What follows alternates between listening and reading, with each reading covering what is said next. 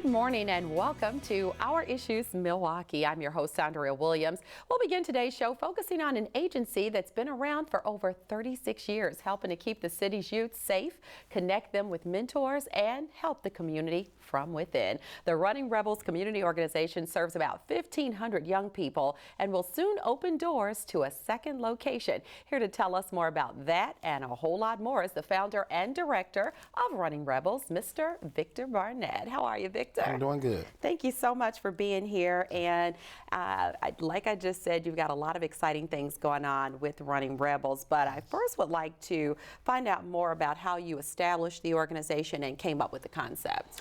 Well, this has been in existence 37 years. I was about 19 and gangs were just getting started in Milwaukee in 1980. So I wanted to do my part to keep young people from that trouble. So I started working with 50 young people and didn't know what we were going to do. So we went skating, we went to play basketball, and they fell in love with basketball. So we became the Running Rebels basketball team in 1980. 1980. And so where did you come up with the Running Rebels name? Well, pretty much everything that I do comes from the perspective of how do the young people feel, what do they want to do. So when we were thinking of who we would be called, the young people wanted to be the UNLV Running Rebels because excitement. At the time, the teams were very good, and they had exciting games and turn off the lights before the game. So the kids wanted to be the Running Rebels. So we became the Running Rebels basketball team. And the rest, as they say, is history, huh? 7 years later, here we are. Now, you serve Central City at-risk kids between the ages of 8 and 19. So from your experience, Victor, what are some of the issues or concerns that these kids deal with on a daily basis? I think a lot of it is the hopelessness that they're dealing with and going through. Society and issues have grown since 1980. You would think when gangs were strong in Milwaukee, that would have been the worst of the worst, but now they have those temptations to be involved in negativity, from drugs to a lot of the auto thefts and different things that's going on. So I think the hopelessness is there, and the big uncle or grandma that used to be that role model is not there as much as they used to be for the young people. Yeah, so just not having those role models or those people who are there to kind of give you words of wisdom, and that's where you guys come in. So you've developed after school and summer programs that really have made a difference in the lives of kids over the years. So I want to talk about some of those programs. Number one, you always hear people say if you have your education, then really nothing can stop you. So you definitely focus on that. Fill us in on those programs. Yeah, well, in regards to academics, we've had a great relationship with Milwaukee Public Schools. Every year we have an annual scholarship banquet under our program called HELP. So we've given away $25,000 each year in scholarship money. So that's young people to further their education all the way from MATC to young people that may be attending Grambling or Central State. So we're excited about, I see Central State now. That was an alma mater style. So we have quite a few alumni that went to Central State, and just that whole scholarship piece. I think one of our greatest examples of success would be a gentleman, and I know he's okay with me saying his name, Mr. Anthony Casey. He was in our court-ordered program, facing 15 years in jail. The judge felt he deserved a second chance. He got that chance. Worked with a mentor of ours, Cliff Phelps, who's of JCP Construction. Inspired Anthony enough, took him on a trip to Tuskegee University. Anthony now is a graduate of Tuskegee and works in Madison as an engineer. So this is a perfect example of how, and he received scholarship money from Running Rebels. So the whole mentoring leading into the academic piece, and now he comes down from Madison every month and volunteer and work with the young people. So that's kind of how Running Rebels works. Yeah, full circle. That's really what it's all about.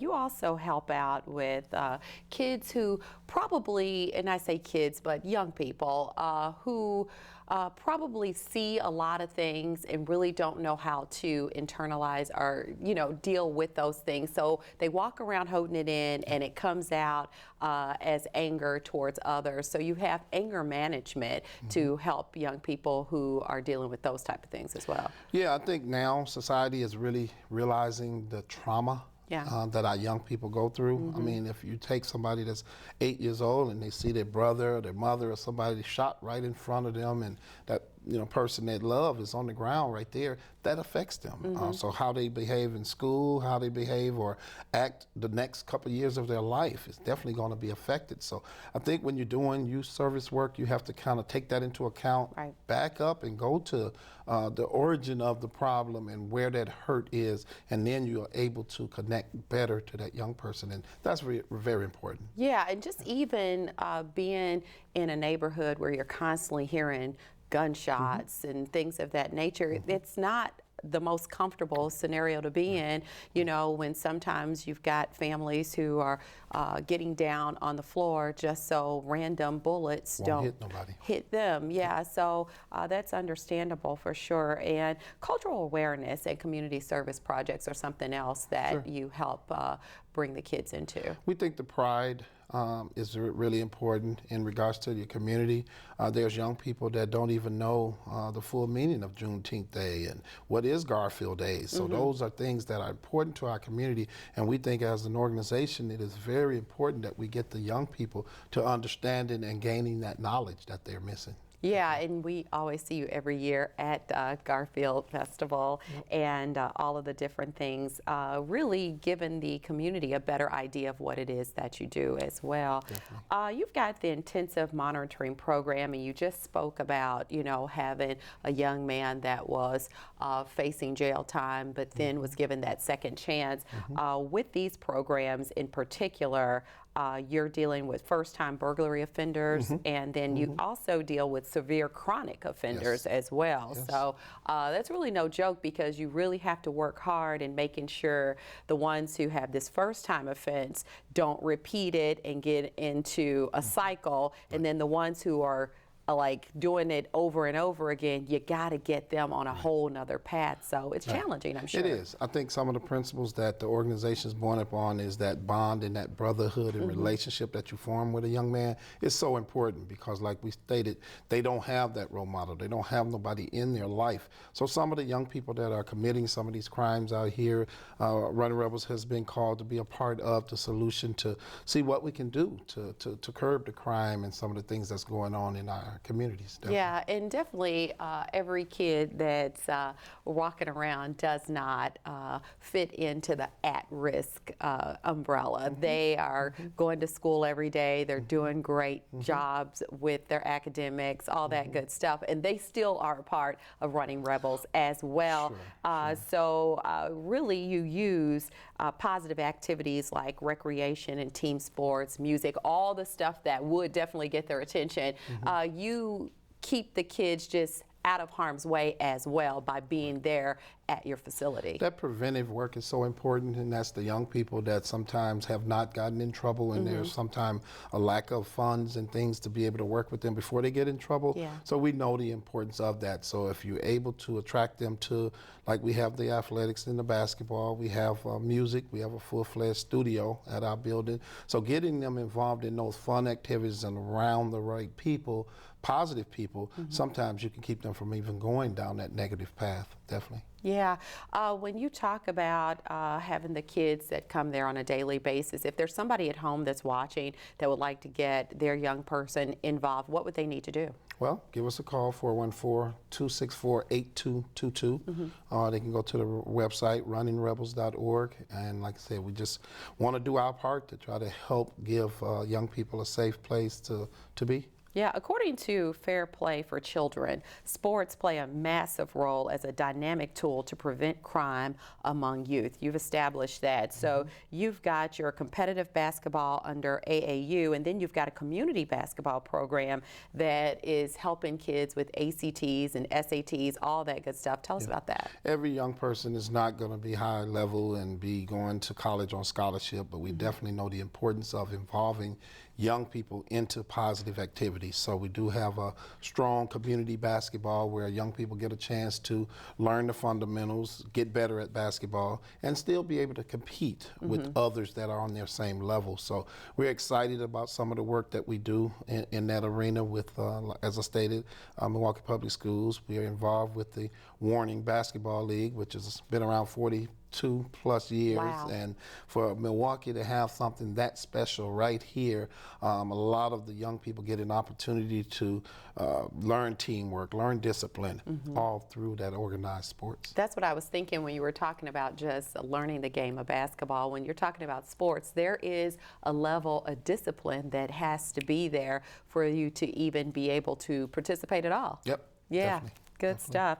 Now, you did mention one success story that has to deal with running Rebels, and you guys have what you call Rebel for Life, right?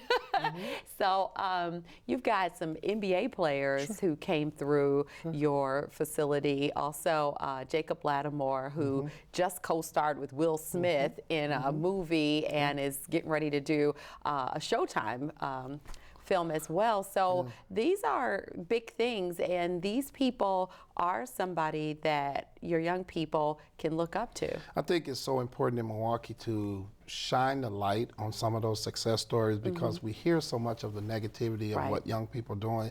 And some people actually believe that all young people are terrible young people, and that's not the case. Some of the pictures being painted is showing that negative. And I think, as you stated, we have a gentleman, Kevon Looney, who was a part of our program since 5th grade and was drafted first round of the NBA. And he's excited about being able to use some of his fame from that to come back in Milwaukee and help with some of the things that need to go on.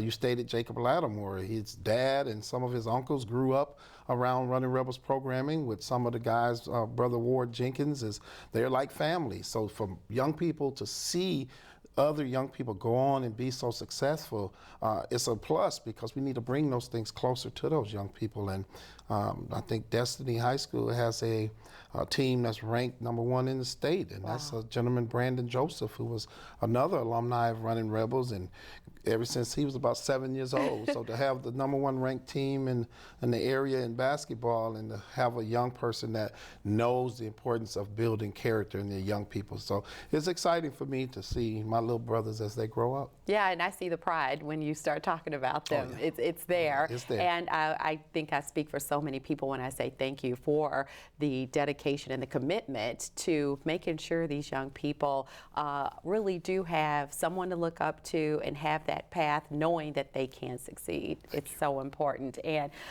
making the news lately has been this midnight basketball, because I really do believe that it takes a village in order to be successful with anything that you do concerning young people. And I think midnight basketball is an initiative that goes all the way back to like the late 80s or 90s, right? And it helped curb inner city crime across the U.S. to help keep youth off the streets and give alternatives to drugs and crime. Now, midnight basketball took place here in Milwaukee some years back, and this is the return of midnight basketball coming up on March 1st. Talk about that. Yeah, we're excited to be a part of the partnership with Milwaukee Public Schools, Milwaukee Bucks, and others in order to bring young adults during times that we definitely know a lot of times they don't have anything to do, so sometimes they find things to do that gets into that negative. But to be a part of the Midnight League return, I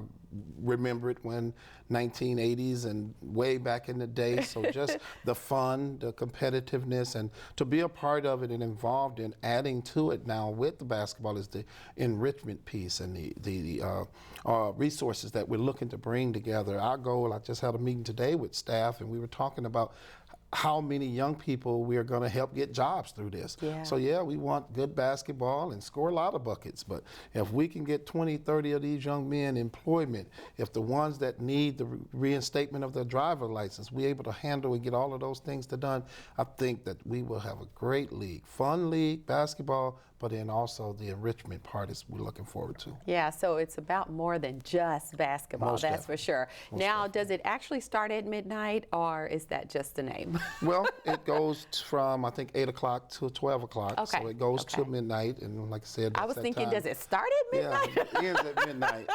So I think around the country they have had some that went a lot later, but we're excited about this pilot in the first one in hopes that it'll go well and definitely look forward to doing it some more around the city, because we need to understand that during that time frame, it is so important to give some of these young adults something to do, but then to tie it into other resources such as employment and all of that. That's really the whole picture. Such good news, I think, and I should say congratulations to you and Running Rebels. After 30+ years of helping young people in our community, you're expanding from your Fond du Lac location and opening a second location right there at Capitol, just east of I-43. This is huge. So talk about that and what this is going to mean for the community. Well, it's a blessing for the organization to have a second location to expand to be able to do more work. We're excited.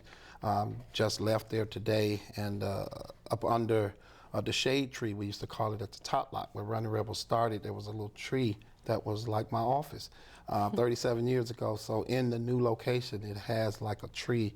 So just being blessed enough to have a location that has a cafeteria and have our own gym, we're so excited and feel blessed about where the agency has grown in 37 years, but then to be able to connect and work with others, because when I was 19, my first theme was community unity. So excited about working with others in a unity type of way to make a difference. So we're looking for 300 strong to come together. 300 strong, and this is a $4 million campaign, and you have help from the Seidler Family Foundation, who committed $1 million to this. Well, the Zilber Foundation just gave us money to get started, $500,000. I mean, that's not small. So that's major. To be able to do that, and then they've committed to help us once we raise some of the money on the back end. So some of the people that have been in our corner have stated that they respect the work that we do. So now getting the building was the first piece, and now the second piece is being able to raise the fund. So we're looking for foundations and even just people in the community that appreciate the work we do, being able to assist us to be able to pay for the building and be able to give our young people a nice, beautiful facility, which it is. Yes, so people can donate how? Yeah, they can call Running Rebels organization. They can go to the website, and we're looking to kick off our campaign around this in March. So we're going to have a big grand opening and all of that. So it's right it's along exciting with Midnight times. Basketball. Yes. Yeah, a lot going so on. Our city is really going to fight together to turn things around and get it right. Milwaukee deserves it. That's what we like to hear. And you said that this facility has a kitchen and a cafeteria. So as we wrap up, want to remind our viewers at home that Running Rebels does catering. So something to keep in mind. Thank you so much for coming by. Appreciate your time. Thank you. And continued success. Victor Barnett is the founder and director of the Running Rebels Community Organization. For more information, you can again log on to runningrebels.org or give them a call at 414-264-8222. When we return to Our Issues Milwaukee, we'll switch our focus to Milwaukee Public Schools Department of Recreation and Community Services. We'll discuss some of their programs and services, including the return of Midnight Basketball, right after this.